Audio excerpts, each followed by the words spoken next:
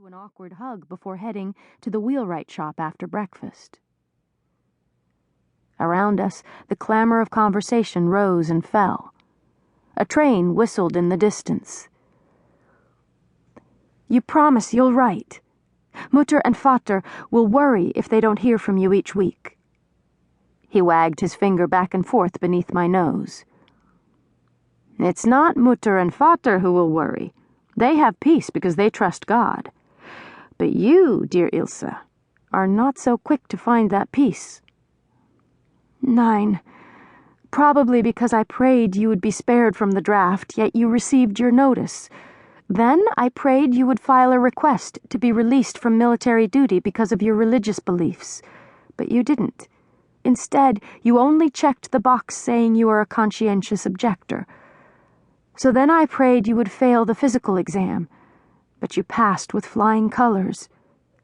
My prayers failed on all accounts, and I find it hard to trust that God will answer my prayers to keep you safe." "God heard your prayers, Ilsa, but He has other plans for my life, and those plans include serving in the U.S. Army. It's as simple as that." I glared at a group of boisterous passengers congregated nearby, angry that their lives remained unchanged while mine was being turned upside down. "I promise I'll write," Albert said, "but you shouldn't expect a letter every week.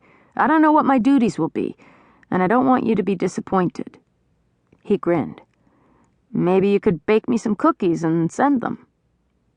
I forced a tight smile. "Yeah, you know I will." He pecked a kiss on my cheek. "I'll be happy to have some, even if you burn 'em." I gave him a playful shove. He never failed to tease me about the first cookies I had baked without Mother's help. Tearful when they had burned, I fretted there would be no dessert for the hotel guests. Albert had come home and joined me in scraping off the black crust.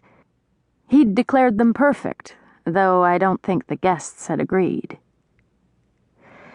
Tears threatened, and I swallowed hard to keep them at bay. I could cry later, but not now, not during these precious final minutes with Albert.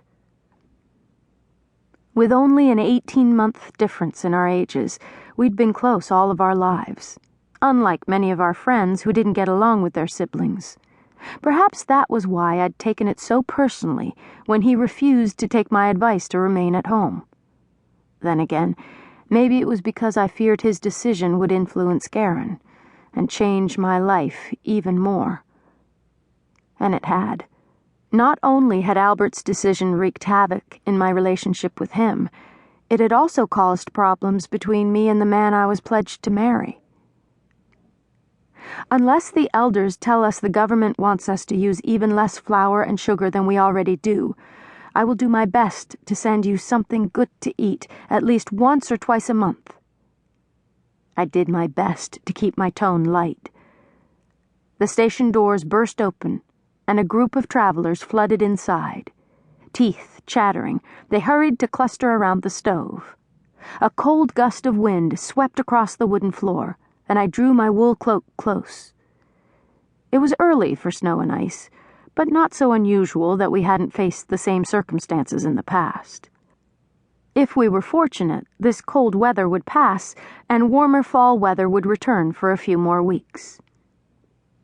Garen followed the group inside. He'd been to the depot at Upper South and driven the passengers to Lower South in the special carriage used to transport travelers back and forth between the two train stations in South Amana. Give or take a few, our population in South had remained at 200 residents for more than 30 years. But the constant flow of train passengers and visitors made it seem bigger.